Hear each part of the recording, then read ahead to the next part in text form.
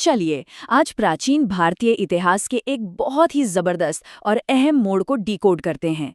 हम बात कर रहे हैं लेटर वैदिक एज की, जो करीब 1000 बीसी से 500 बीसी तक चला। सोचिए, ये वो समय था जब लोग हमेशा सफर में रहने वाली एक घुमंतू जीवन शैली से निकलकर एक प्रॉपर, सेटल्ड और बेहद व्यवस्थित सभ्यता की तरफ बढ़ रहे थे। और इसी दौर ने उस भारतीय समाज की नींव रखी जिसे हम आज जानते हैं। इस पूरे एरा को ठीक से समझने के लिए हमने इस इन्फॉर्मेशन को 5 मेन पिलर्स में बांट दिया है। विस्तार का युग, शाही सत्ता का उदय, समाज का बंटवारा, खेती-बाड़ी पर टिकी अर्थव्यवस्था और आखिर में धर्म और कर्मकांड।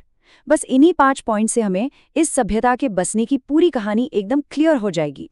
तो चलिए बिना देरी किए अपने पहले पिलर से शुरुआत करते हैं।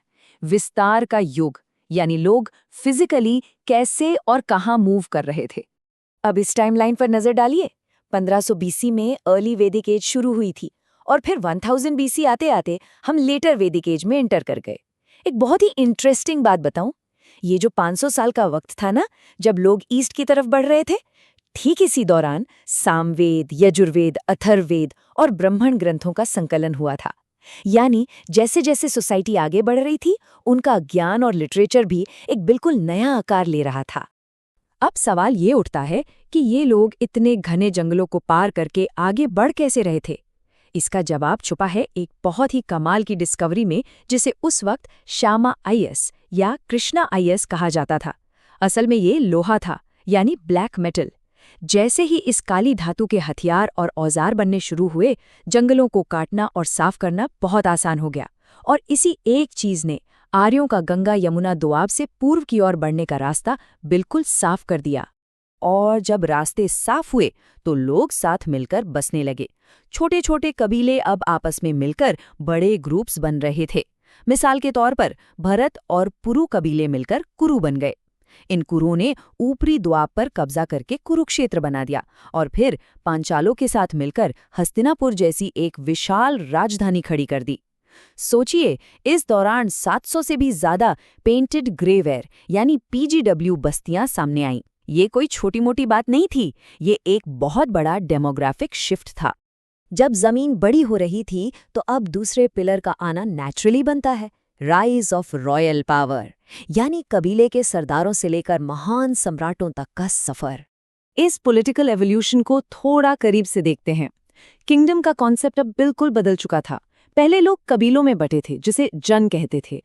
फिर वो एक फिक्स जगह बसने लगे, जिसे जनपद कहा गया। और आखिर में जाके ये बन गए राष्ट्र, यानी एक प्रॉपर फॉर्मल टेरिटोरियल किंगडम।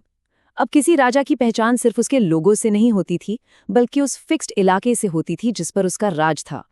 और जब राज इतना बड़ा हो जाए तो टाइटल्स भी तो ग्रैंड होने चाहिए ना। क्षत्रिय राजाओं ने अपना दबदबा दिखाने के लिए बिल्कुल यही किया। वो किस दिशा में राज करते थे, उस हिसाब से उन्होंने अपने भव्य टाइटल्स रख लिए। जैसे नॉर्थ वालों ने खुद को विराट कहा, ईस्ट वालों ने सम्राट, वेस्ट में स्वराट और साउथ में भोज। ये सिर्फ नाम नहीं थे, ये उनकी बढ़ती हुई ताकत और महत्वाकांक्षा का सीधा सबूत थे। लेकिन सिर्फ टाइटल रखने से ताकत थोड़ी ही मिलती है, उसे साबित भी तो करना पड़ता है। इसके लिए आए ये विशाल अनुष्ठान या रिचुअल्स।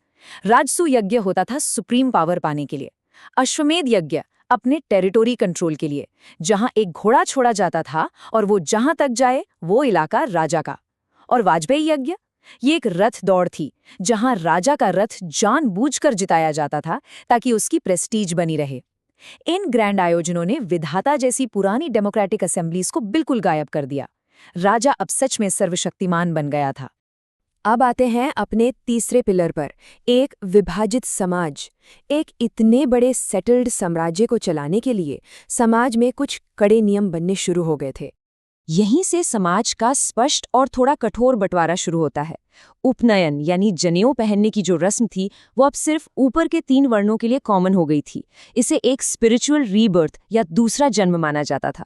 चौथे वर्ण यानी शूद्रों को इससे पूरी तरह बाहर रखा गया था। खैर, यहाँ एक रेयर एक्सेप्शन भी देखने को मिलता है। रथकार यानी रथ बनाने वालों जैसे कुछ क्राफ्ट ग्रुप्स को यह दर्जा दिया गया था, जो उस दौर में सोशल मोबिलिटी का एक बहुत ही दुर्लभ उदाहरण पेश करता है। ये दौर एक और बहुत बड़े सोशोलॉजिकल चेंज का गवाह है, औरतों की पोजीशन। जैसे जैसे समाज पैट्रियार्कल होता गया और पिता का अधिकार मजबूत हुआ, महिलाओं की भूमिकाएं काफी लिमिट कर दी गईं। पहले जो महिलाएं सभाओं का हिस्सा हुआ करती थीं, अब उन्हें वहां से बाहर कर दिया गया। सती और बाल विवाह जैसे इंस्टेंसेस भी यहीं से सामने आने लगते हैं।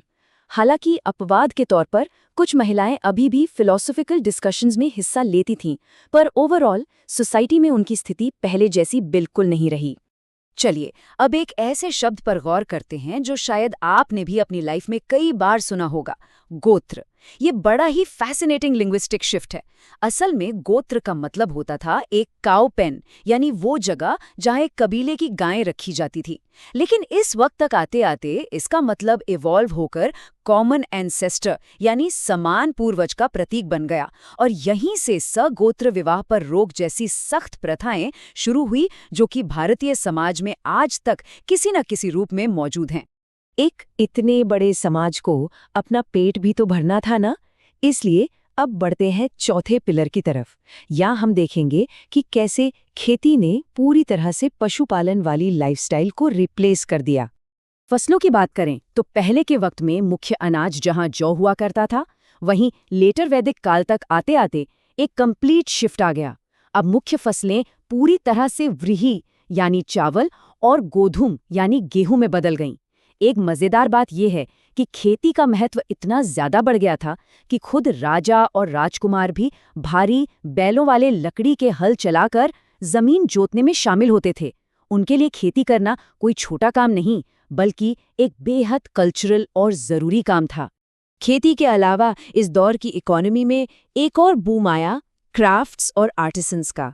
आप इन मिट्टी के बर्तनों की वैरायटी देखिए, पेंटेड ग्रेवेयर से लेकर ब्लैक एंड रेड वेयर तक। तांबे के लोहारों, बुनकरों और जौहरियों के उभरने के साथ ये एक फलती फूलती कारीगर अर्थव्यवस्था की तरफ इशारा करता है। और बिजनेस को आसान बनाने के लिए लेनदेन में निष्का नाम की एक वैल्यू यूनिट का उपयोग भी किया जाने लगा था। मतलब बाजार अब काफी एडवांस हो रहे थे। एक बदली हुई सोसाइटी और इकोनॉमी का असर सीधा धर्म पर पड़ता है। इसलिए अब आते हैं अपने पांचवें और आखिरी पिलर पर, धर्म और कर्मकांड।